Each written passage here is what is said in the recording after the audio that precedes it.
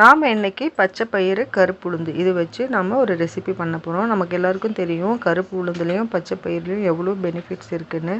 இது எல்லாத்துலேயும் நிறைய சத்துக்கள் இருக்குது. நம்ம இதை தினமும் கூட எடுக்கலாம். இது தினமும் எடுக்கிறதுனால எந்த ஒரு ப்ராப்ளமும் கிடையாது. இதை நம்ம அப்படியே வேக வச்சும் எடுக்கலாம். இதை முளைக்கட்டி எடுத்தால் இன்னும் அதிக நன்மை இருக்குது அதில் நாம் இன்றைக்கி ஒரு ரெசிபி ஒன்று பார்க்கலாம். நான் வந்து ஒரு கப் அளவு பச்சை பயிறு எடுத்திருக்கேன். அதே கப்பில் 1/4 கப் அளவுக்கு கருப்பு உளுந்து எடுத்திருக்கேன். ஒரு 2 சிட்டிகை அளவுக்கு வெந்தயம் சேர்த்துருக்கேன். வெந்தயம் நிறைய சேர்க்காதீங்க, அப்புறம் கசப்பு வந்துடும்.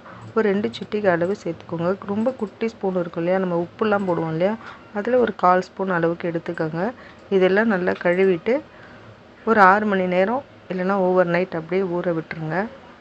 இது ஜிம் போகிறவங்களாம் தாராளமாக எடுக்கலாம். வெயிட் லாஸில் இருக்கிறவங்க தினம் கூட எடுக்கலாம். இதை வந்து லேடிஸ், ஜென்ஸு, குழந்தைங்க எல்லாருமே எடுக்கலாம். இது தினமும் சாப்பிட்றதுனால நமக்கு எந்த ஒரு ப்ராப்ளமும் வரதில்லை.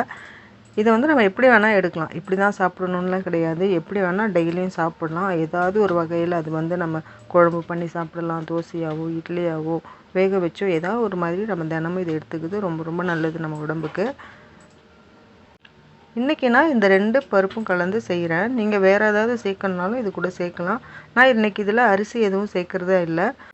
இதை நம்ம அரைச்ச உடனே அப்படியேவும் செய்யலாம். இல்லைனா நம்ம ஓவர் நைட் விட்டுட்டு நல்லா புளிக்க வச்சும் கூட பண்ணலாம். இது ஒரு 2 ஹவர்ஸ் விட்டுட்டு கூட பண்ணலாம். எப்படி பண்ணாலுமே இது ரொம்ப நல்லா தான் இருக்கும். நான் இன்றைக்கி 1 மணி நேரம் அரைச்சிட்டு 1 மணி நேரம் கழிச்சு தான் இதை நான் சமைத்தேன். ரொம்பவே நல்லா இருந்தது. நீங்கள் எப்படி வேணாலும் பண்ணலாம். இது எப்படி பண்ணாலுமே இது நல்லா தான் இருக்கும். நான் வந்து ஒரு 6 மணி நேரம் இதை ஊற வச்சுருந்தேன். நல்லாவே ஊறிடுச்சு. இப்போ நான் அரைச்சி எடுத்துகிட்டு வந்துடுறேன் இதை.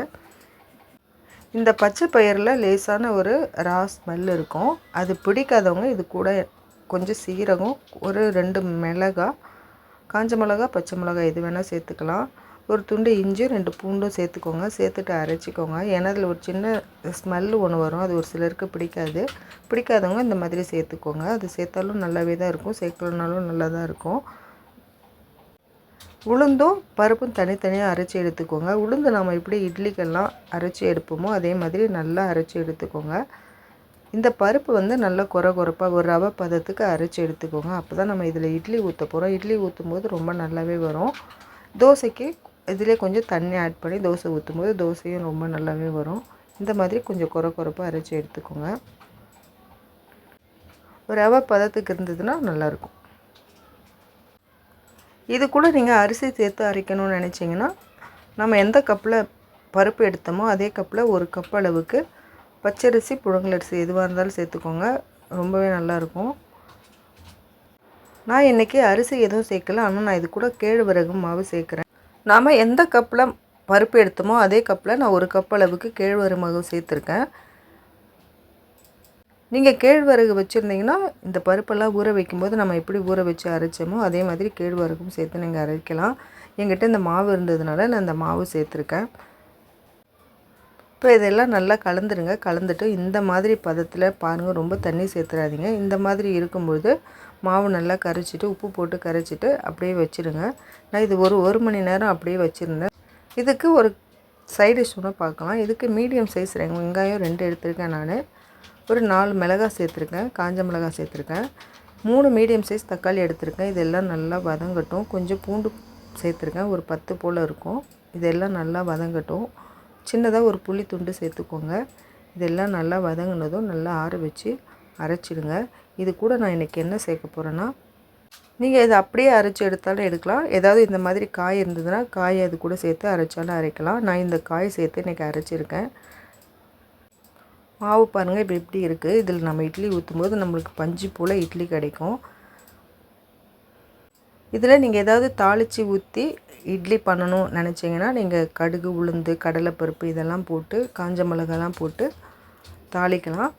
இல்லை ப்ளைனாக எப்படியே வேணும்னா நம்ம நார்மலாக இட்லி ஊற்றுவோம் இல்லையா, அதே மாதிரி நீங்கள் இட்லி ஊற்றி எடுத்துக்கலாம். ரொம்ப சூப்பராக இருக்கும். இதுக்கு கார சட்னி ரொம்ப நல்லாயிருக்கும். தேங்காய் சட்னியும் நல்லாயிருக்கும். ஆனால் கார சட்னி சாப்பிடும்போது இன்னும் ரொம்ப நல்லாயிருக்கும். நாம் எப்போவுமே இட்லி ஊற்றுனா எவ்வளோ நேரம் வேக வைப்போமோ அந்த அளவுக்கு நீங்கள் வேக வச்சு எடுத்துக்கோங்க. மீதி மாவில் நான் இன்னும் கொஞ்சம் தண்ணி சேர்த்துக்கிறேன். ஏன்னா தோசை ஊற்ற போகிறேன். அதனால் மீதி மாவில் இன்னும் கொஞ்சம் தண்ணி சேர்த்துக்கிறேன். தண்ணி சேர்த்துட்டு இப்போ நீங்கள் இதில் தோசை ஊற்றி எடுத்திங்கன்னா தோசை ரொம்ப சூப்பராக வரும். இட்லியும் நல்லா வெந்துருச்சு பாருங்கள். நல்லா சாஃப்டாக இருக்குது. பார்க்கும்போதே உங்களுக்கே தெரியும் நல்லா சாஃப்டாக வெந்து கிடச்சிருக்கு. இது நம்ம இட்லி எப்போவுமே நார்மல் இட்லி நமக்கு எப்படி ஒரு நாள் அரைச்சிட்டு மறுநாள் சுடும்போது நல்லா இருக்கும் இல்லையா, அந்த மாதிரி நல்லா சாஃப்டாக இருக்குது. ஆனால் நம்ம இதை 1 மணி நேரம் மட்டும்தான் ஊற வச்சுருந்தோம். 1 மணி நேரத்தில் எவ்வளோ நல்லா இருக்குது பாருங்கள். இதை நீங்கள் முந்தின நாள் அரைச்சிட்டு மறுநாள் சுடும்போது இன்னும் ரொம்பவே நல்லாயிருக்கும். தோசை இந்த மாதிரி வேணும்னா நீங்கள் சுட்டுக்கலாம். இல்லை உங்களுக்கு நல்லா கிறிஸ்பியாக வேணும் அப்படின்னு நினச்சிங்கன்னா இன்னும் கூட கொஞ்சம் தண்ணி சேர்த்துட்டு நல்லா கிறிஸ்பியாக ஊற்றி எடுத்துக்கோங்க. ரொம்ப சூப்பராக இருக்கும் சாப்பிட்றதுக்கு. இதில் வந்து பெரியவங்க குழந்தைங்க எல்லாருமே நல்லாவே விரும்பி சாப்பிடுவாங்க. நீங்கள் தினமும் நம்ம இட்லி தோசைக்கு எப்படி அரிசியில் பண்ணி கொடுப்போம் இட்லி தோசை, அந்த மாதிரி இல்லாமல் ஒவ்வொரு நாளும் இந்த மாதிரி ஒவ்வொரு தால் வச்சு நீங்கள் பண்ணி கொடுங்க. இது உடம்புக்கும் ரொம்ப ரொம்ப நல்லது. இந்த மாதிரி டேஸ்டியாக பண்ணி கொடுக்கும்போது வீட்டில் இருக்கவங்களும் விரும்பி சாப்பிடுவாங்க. இந்த மாதிரி நம்ம இட்லி தோசை தான் பண்ணணும்னு இல்லை, இதுலேயே நம்ம ஒவ்வொரு நாள் ஒவ்வொரு மாதிரி பண்ணி எல்லாருக்கும் கொடுக்கலாம். இதை வந்து எல்லாருமே விரும்பி சாப்பிடுவாங்க. இந்த ரெசிபி உங்களுக்கு பிடிச்சிருந்ததுன்னா எனக்கு ஒரே ஒரு லைக் மட்டும் கொடுங்க. யாராவது என்னோடய சேனலுக்கு இப்போ தான் புதுசாக வந்திருக்கீங்கன்னா, என்னோடய வீடியோஸ் இப்போ தான் நீங்கள் பார்க்குறீங்கன்னா, இந்த வீடியோ உங்களுக்கு பிடிச்சிருந்ததுன்னா ஒரு லைக் கொடுத்துட்டு சப்ஸ்கிரைப் பண்ணிக்கோங்க. என்னோடய சேனலில் நிறைய வீடியோஸ் போஸ்ட் பண்ணியிருக்கேன், போய் பாருங்கள். நிறைய பிரேக்ஃபாஸ்ட் குயிக் ரெசிபிஸ்லாம் இருக்குது, ஸ்நாக்ஸ்லாம் இருக்குது, போய் பாருங்கள். அதெல்லாம் பிடிச்சிருந்ததுன்னா ஒரு லைக் பண்ணிவிட்டு என்னோடய சேனலை சப்ஸ்கிரைப் பண்ணி சப்போர்ட் பண்ணுங்கள். அடுத்து வேறு ஒரு வீடியோவில் வந்து பார்க்குறேன். தேங்க்யூ.